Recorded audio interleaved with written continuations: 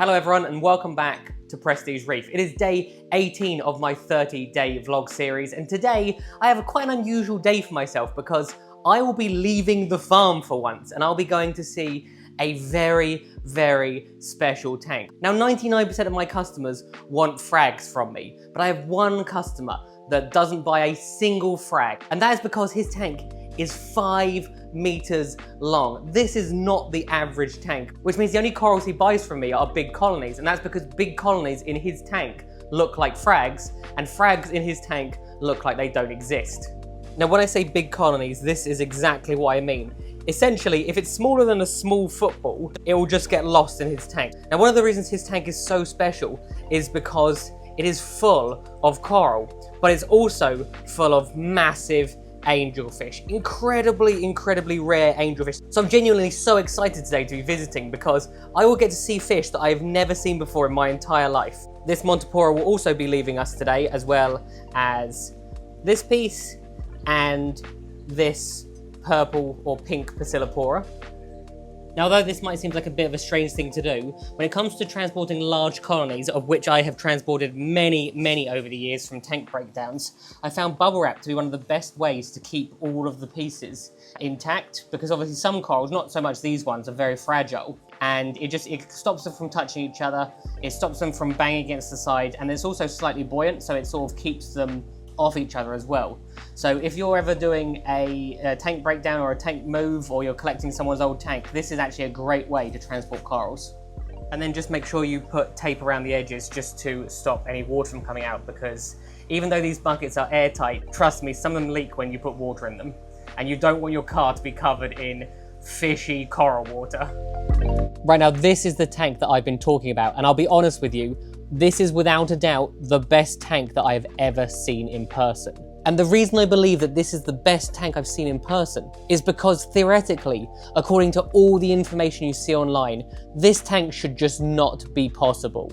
It should not exist. Now what I mean by this is this tank is filled to the brim with coral, while also housing some of the largest and rarest angelfish you will come across, and even 2 big pufferfish. Now the tank is owned by an incredibly knowledgeable, absolute enthusiast named Christian, who knows every bit about the ins and outs of running this tank, every fish, every coral. I learnt literally so much from him that day, and unfortunately the reason I'm doing a voiceover for this video is because I couldn't get my microphone working. Otherwise I'd have been able to share that information with you as well. Now don't worry, luckily for me and you guys, Christian has invited both me and Reef Dog back in the future so that we can make the video that this tank really deserves. Now Christian isn't alone with regards to getting this beast of a tank to where it is today. And I wanted to give a shout out to the Aquatic Design Centre, who are a UK company. They have done an absolutely phenomenal job getting this tank to where it is today, because credit where credit's due. For those of you that don't know, angelfish and pufferfish eat coral. So how have they managed to get around it? Now I've been told there are 3 key things that are required to make this work. Firstly, diet. The fish are incredibly fat and get fed multiple times a day. Secondly, coral selection. You'll notice that there is a huge amount of SPS corals, but not a single zoa. Now the reason for that is not every fish will eat all the corals, and some corals are simply left alone by all of the fish. So at first, there needed to be a little trial and error with regards to what they would and wouldn't eat.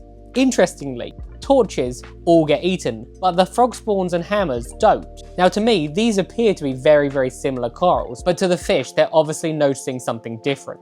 The final key to success with mixing coral-eating fish and corals is that the corals are placed in the tank only when they are very healthy. Now the fish know when a coral is damaged, and when a coral is damaged, it's like catnip to them.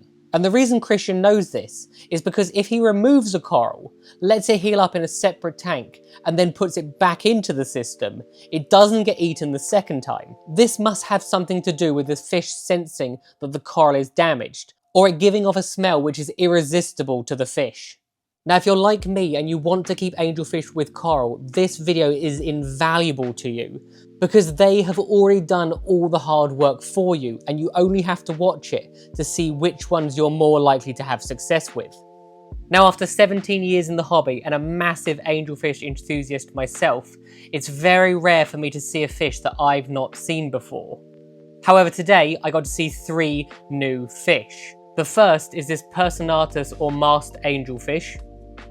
The second is this hybrid Scopas and purple tang. And the third, and probably the most exciting for me, were these 2 juvenile banded angelfish. Now, for the longest time, I've had one of these on my wish list. However, these fish are endemic to Hawaii, which means for a while now, we have no longer been able to get hold of them. Until now, because these are captive bred.